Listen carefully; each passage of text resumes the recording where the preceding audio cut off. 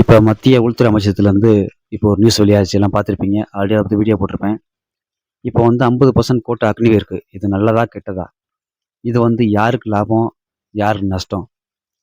நீ அக்னிவேரில் இல்லை, டேரெக்டாக நீங்கள் எஸ்எஸ்ஜி ட்ரை பண்ணுறீங்க அப்படின்னா அது உங்களுக்கு லாபத்தில் முடியுமா, இல்லை காம்படிஷன் அதிகமாக இருக்குமா, இல்லை கட் ஆஃப் எந்த மாதிரி வரும் அப்படிங்கிறத ஃபுல் டீட்டெயிலாக சொல்ல போகிறேன். இது லாபம் யாருக்கு, நஷ்டம் யாருக்கு, இது பெனிஃபிட்டா இல்லையாங்கிறது தான் ஃபுல் வீடியோ ஸ்கிப் பண்ணால் முழுசாக பாருங்கள். வாங்க வீடியோக்குள்ள போகலாம்.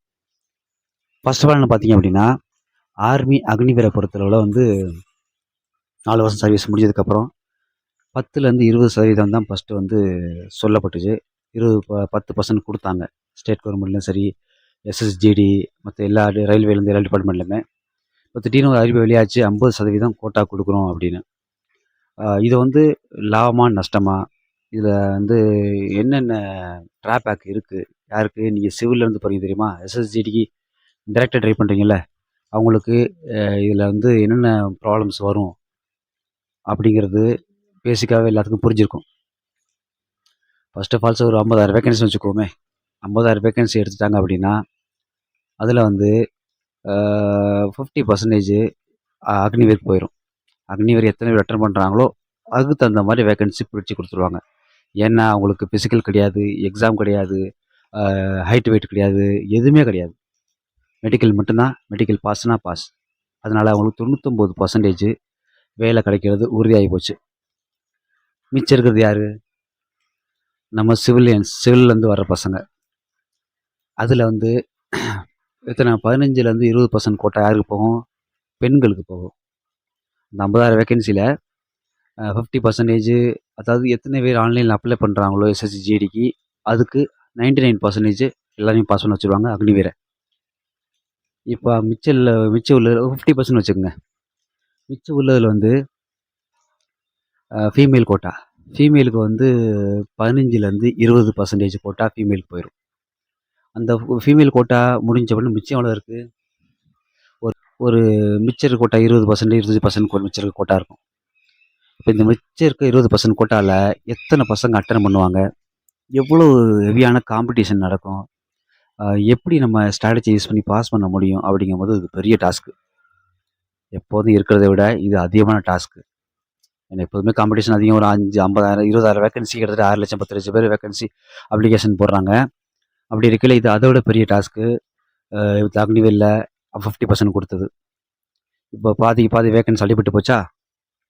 இதை தாண்டி உங்களுக்கு ஏன்னா அவங்களுக்கு நம்ம கோட்டா கவர்மெண்ட் கொடுத்தா ஆகணும். 4 வருஷத்துக்கு என்ன பண்ணுவாங்கன்னு கேட்டோம் அப்படின்னா அது கொஞ்சம் கஷ்டம்தான். அவங்களுக்கும் கொடுத்தா ஆகணும்.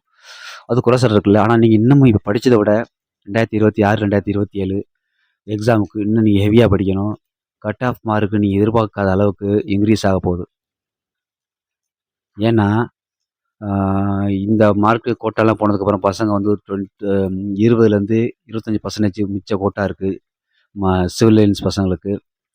20% கோட்டா எத்தனை பேர் அட்டன் பண்ணுவாங்க? இப்போ கட் ஆஃப் மார்க் எந்த அளவுக்கு வரும்னு கேட்டிங்க அப்படின்னா நீங்கள் எதிர்பார்க்காத அளவுக்கு கட் ஆஃப் மார்க் கூட வரும். கூட தான் கண்டிப்பாக வரும்.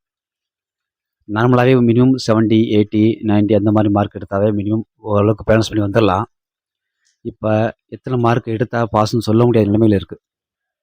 அதனால் இப்போ படிக்கிறதை விட நீங்கள் 2026, 2027 ரொம்ப ஹெவியாக ட்ரை பண்ணணும். ரொம்ப காம்படிஷன் அதிகமாக இருக்கிற நேரத்தில் நீங்கள் கண்டிப்பாக நீங்கள் வந்து கொஞ்சம் ஹார்ட் ஒர்க் பண்ணால் தான் பாஸ் பண்ண முடியும். ஏன்னா கோட்டா எல்லாமே கண்டிப்பாக பிரிஞ்சிடும். பிரியும் போது உங்களுக்கு அதை கரெக்டாக எதுவும் பண்ண முடியாது. பாஸ் பண்ணுறது ரொம்ப கஷ்டமாயிரும். 2வது கட் ஆஃப் மார்க் ரொம்ப டாப்பில் போயிடும்.